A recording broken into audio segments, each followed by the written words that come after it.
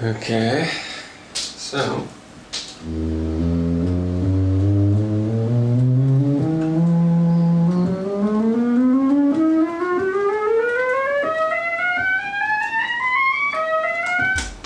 okay, I fixed the notes that didn't play because one of the legs of one of the encoder chips was bent, so it wasn't in the socket. So I noticed this when I pushed on the chip that it suddenly started working. So pull out the chip and there you go. So that was just a simple, yeah, that was simple. But there's two notes that play the same notes. Okay, I replaced the resistor and the diode here. The resistor was looking a little crusty, although I did measure pretty close to its value. And well, I already pulled the diode out to measure it anyway, so I put a new one in. But now when I measure again, it did change, and it does correspond to the other ones now. So because this is like a repeated little circuit, so it did do something. Yeah. Oh, hey, the guitar presets work again. Why? I mean, I'm happy that they do, but I didn't replace a lot of capacitors and stuff.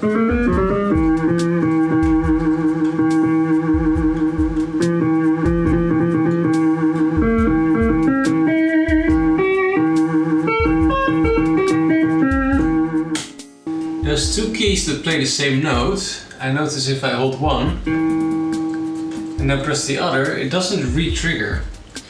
So my hunch has been for a while now that there's a short somewhere in the addressing circuitry, or a problem with ICs 1 and 2.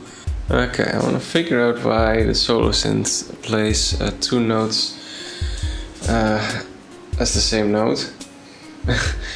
And my hunch is that there's a short somewhere in the keyboard. So I started measuring, because it is two notes that are next to each other. So it's either C or C sharp or C or B. But if I measure C and C sharp, which, so these white wires here are the notes. So if I measure that between C and C sharp, that's a dead short.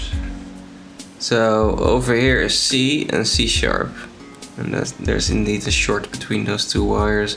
So now I need to figure out why, because I don't see any crap in between them, but maybe there's a little solder whisk or something, who knows.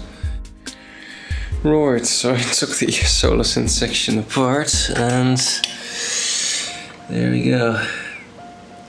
So this is something I did probably months ago, and I kind of butchered this. This has a bridge between these two traces, which lead to C and C sharp. So that's the source of all my woes. Well, at least it's a fairly easy fix. Yay! Okay. I cleaned up the underside. Also cleaned up some other traces. I guess I just wasn't really finished with that yet, so I did some other work on it, cleaned up with some alcohol too afterwards, and looks to be good. I didn't see anything particular in the bass area over there, so I think my issues with the bass synth is not due to any traces, unfortunately, but at least the solo synth should be working now.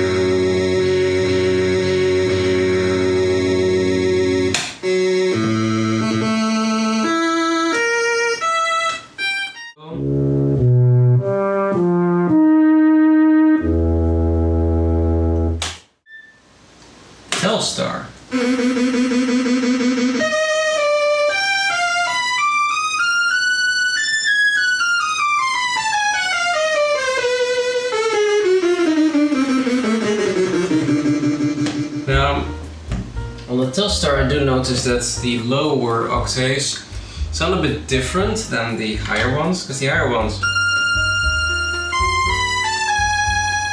have this nice doubling effect, but on the lower octaves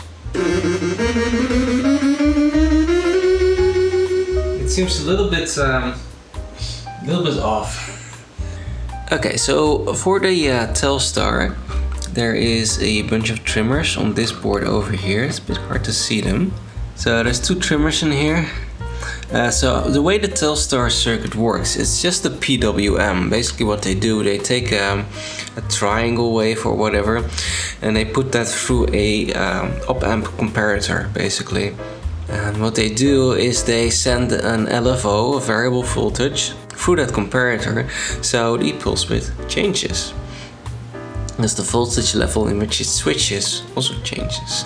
So that's what these pots here said. There's it's really hard to see. So there's one there that sets the LFO speed. There's one there that sets the depth of the effect, so the PWM width. And there's a final black one there, which is a bit hard to see, but that one actually sets the offset of the voltage. Primarily this one and this one you have to kind of tweak to get the Telstar effect to scale right over the over all the octaves. It's very iffy to get right, but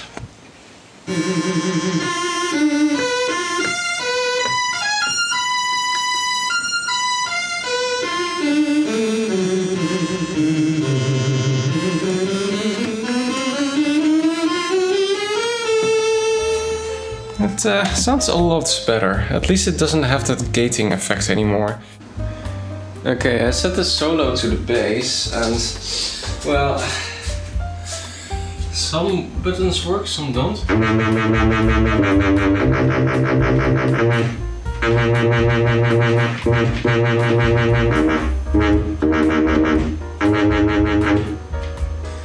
I'm wondering if there's something wrong with either the keyboard or if the bass synth board has issues outside of that IC, because when you select solo synth to bass, it kind of just routes the signals from the keyboard through the bass synth board over to the solo synth. So you can see them just about moving. So these should be 2 different notes. And sometimes the second note works, but it plays the same note. See? Like that. Plays the same note. Or it doesn't work at all. Well, I found one problem. I noticed no voltage on F sharp, which is the leftmost connection on the top right connector. And it is spring number 3 over here, so there's no connection here. If I measure the one next to it, so spring number 2 and pin number 3, that's a connection. So that's what it's supposed to be. Oh, it's loose. Broken off. Okay, so we have a loose wire. I swapped the AY1313 IC, which is this IC over here.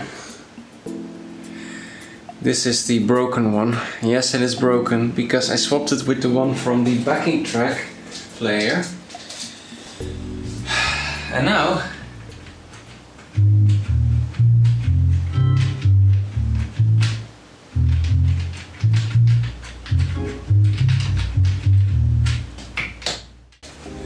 it works a lot better now. So I actually can play notes now. The piano's a bit quiet.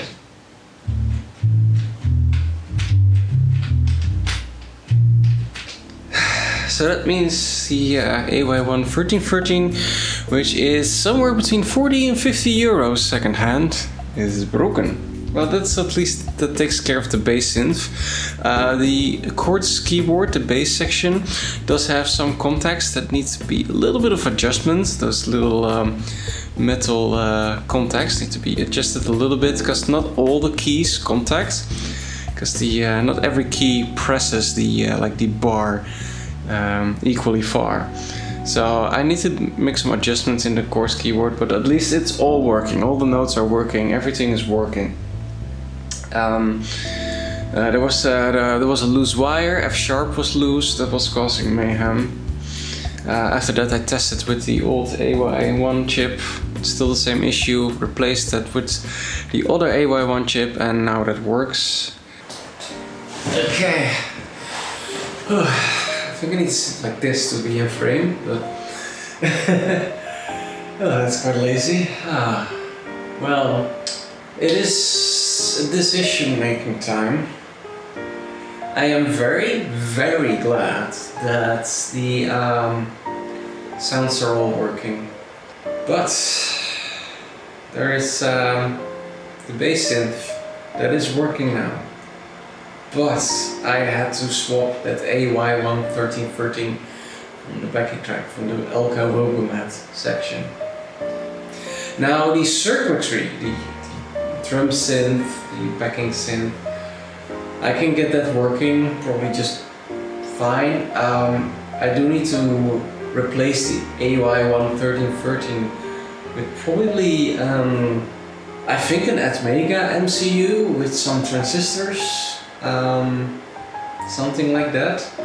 It's not exactly the most complex chip, but it's so expensive secondhand. I'm not gonna pay 40, 50 euros for a chip that isn't really that special. It's just a bunch of switches and a priority encoder. I can recreate that for like 5 euros, and it's with modern components that will not fail for the next few decades. So I mean, it's a bit of a no-brainer. What I'm worried about, and what is a big problem, is the front panel controls. Those are in a really bad state. The switches in general on the Elka Concorde are a little bit iffy, but they're all working just fine. The front panel switches for the drum and backing, however, those are... yeah, I don't know how to fix those really. I'd have to replace them, which is a huge pain to do. Now I do realize I'm saying that while I spent like more than a year working on this thing, on and off, but still all this time, and I've gotten really far. I've put so many hours, so much work into this organ. It's insane. But those front panel switches are, yeah, they're just too old and crusty, and they don't switch properly anymore. Like the contacts are probably still fine, but yeah, they're just not controllable. They're not usable.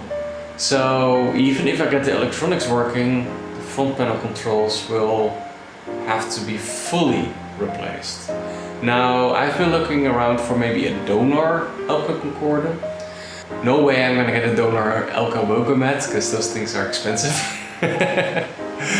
But I didn't find any donor Concordes. There was someone in the comment sections on my previous videos who did want to donate the electronics, but yeah, that still doesn't give me the switches. I haven't heard back from them either, so that was a bust. So there's one thing I've been wanting to do with this Elka Concorde since day one, and that's to mod it. There is so many things you can mod on this thing.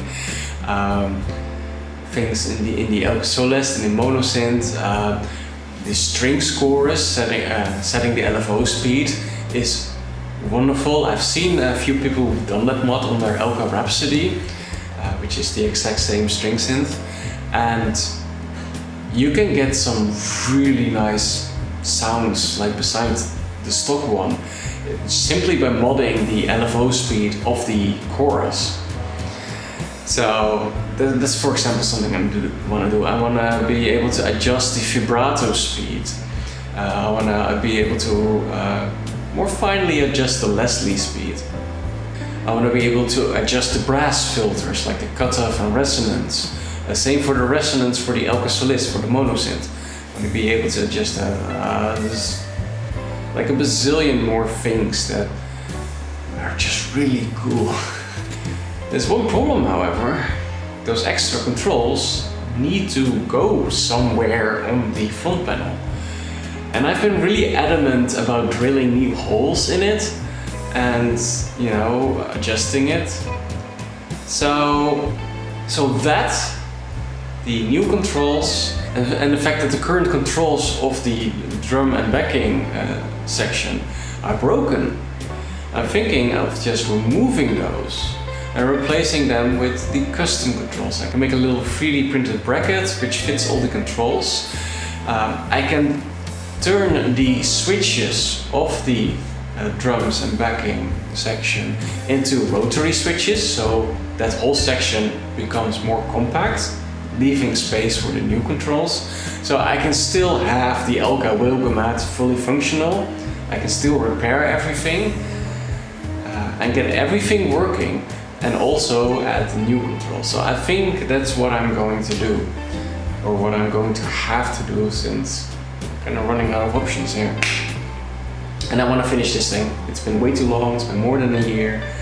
Kind of done with it. I want to play it. Especially now I'm getting all these wonderful sounds and I'm like, ugh, I want to record this. And I need to learn to play the accordion keyboard, the chromatic C keyboard, I believe. Let me know what you think. I will for sure make the controls look as if they fit the Elka. Perhaps I'll even somehow reuse the original buttons or something. I'll have to see. But yeah, it's gonna be interesting. Anyways, I hope you enjoyed this quite a short episode, and well, I'll see you in the next one. Bye bye.